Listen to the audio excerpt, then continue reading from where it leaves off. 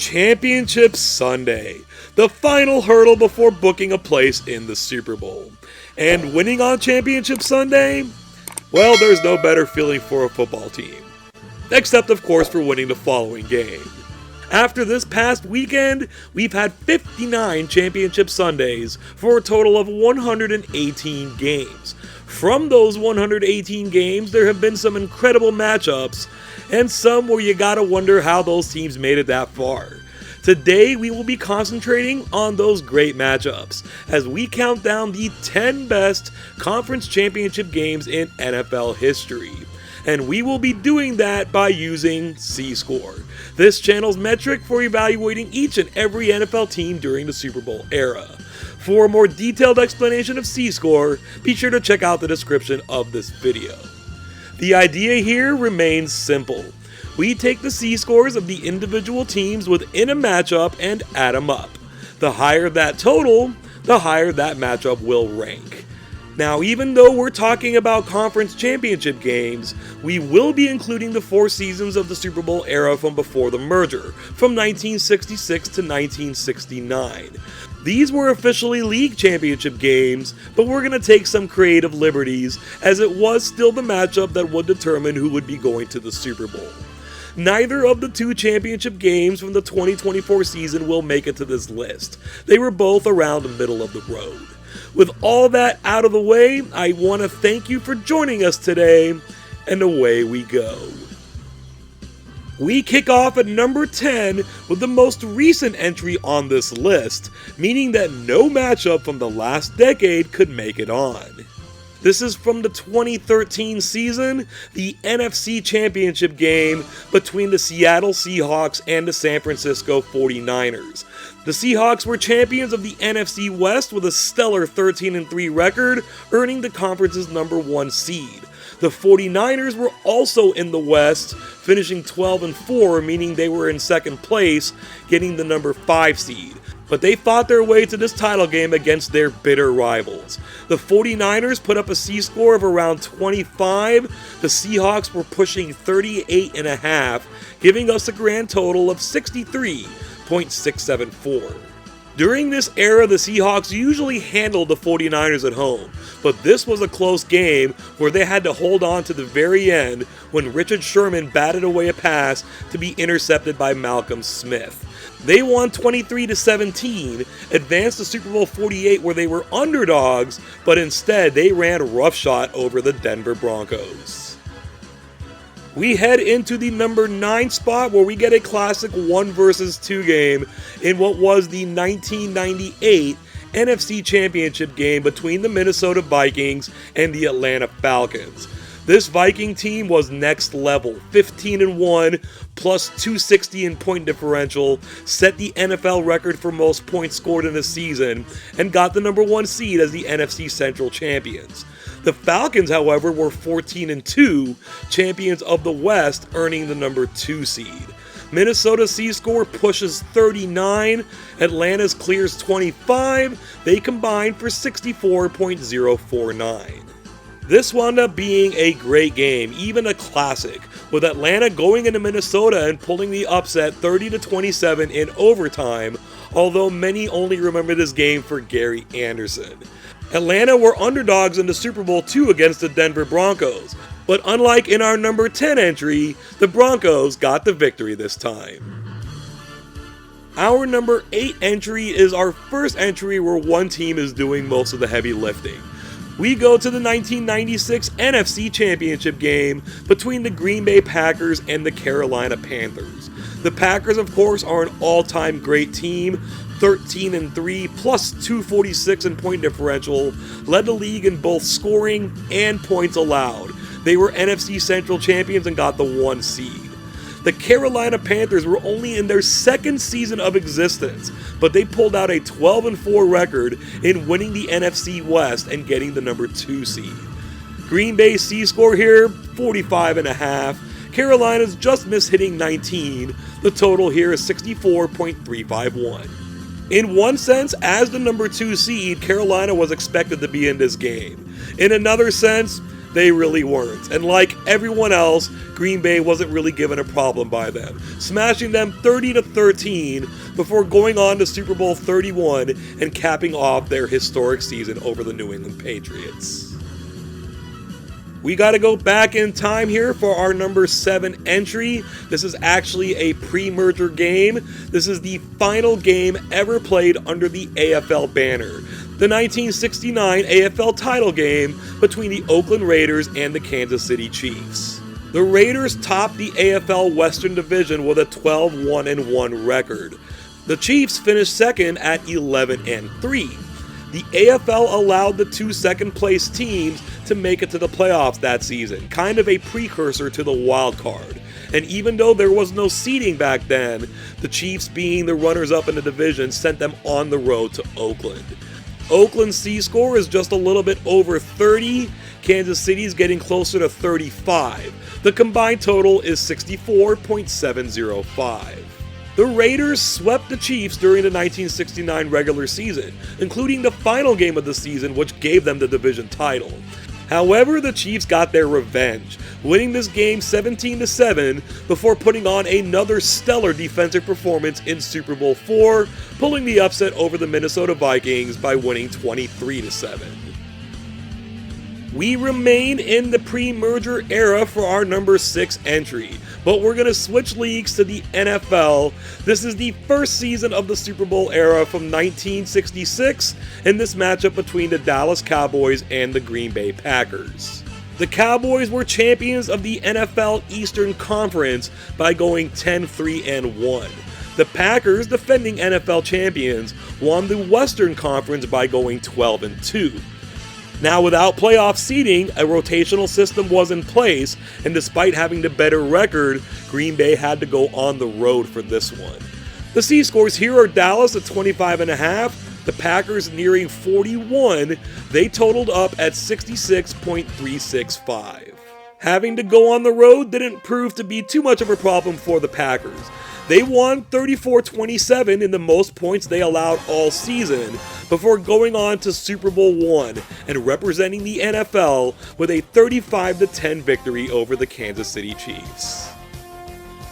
This game here at number 5 is a true heavy hitter. In fact, it was thought by almost every football pundit to be the real Super Bowl. This is the 1994 NFC Championship game between the Dallas Cowboys and the San Francisco 49ers. This was the 3rd consecutive season that these two teams matched up in the title game.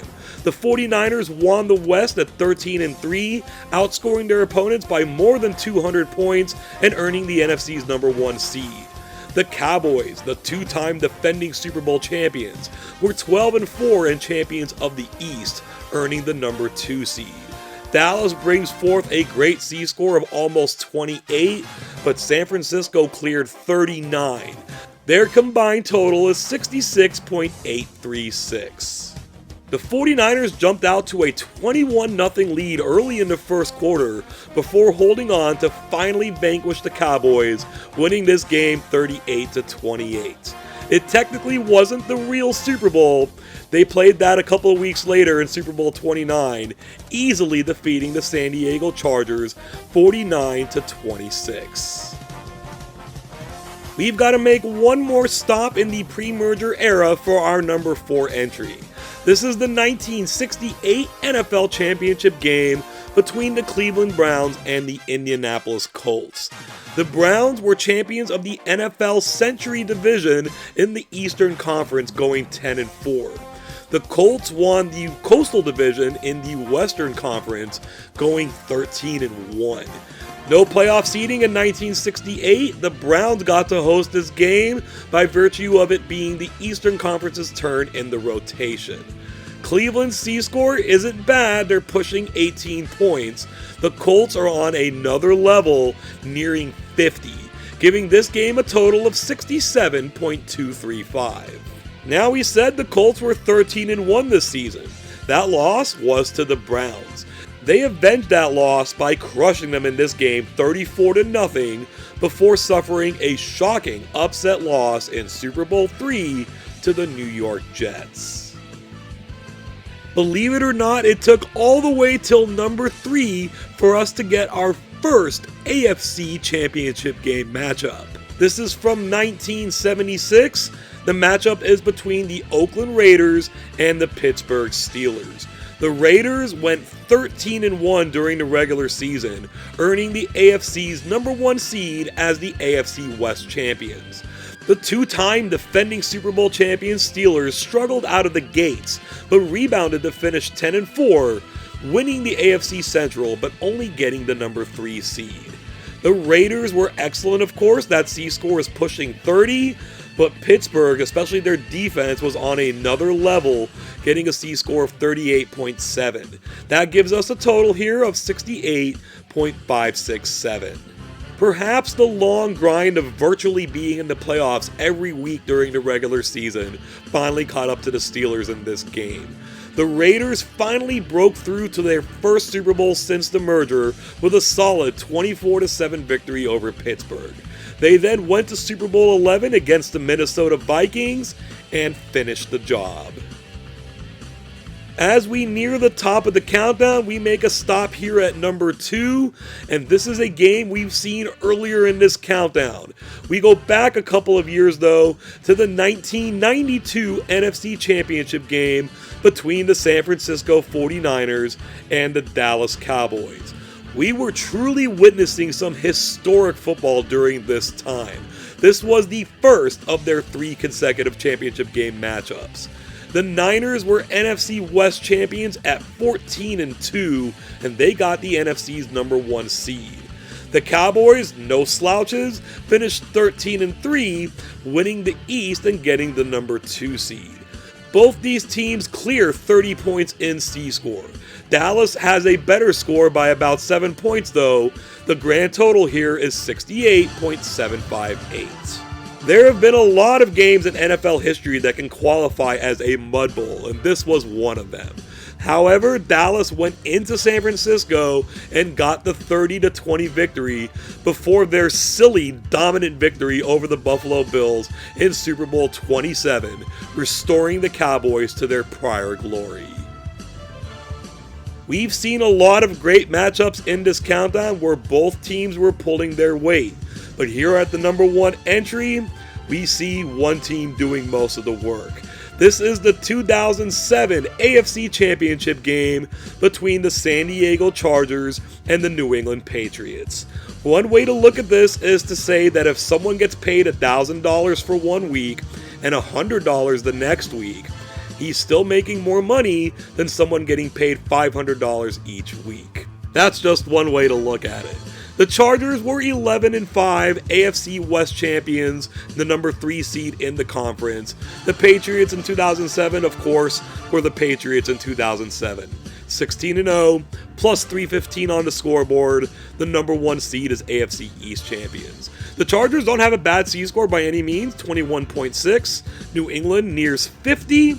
The total here is the only total to clear 70 points at 71.562. Nothing special for the Patriots here. They made the mistake of peaking way too early in the season. They did get a workmanlike victory over the Chargers 21-12.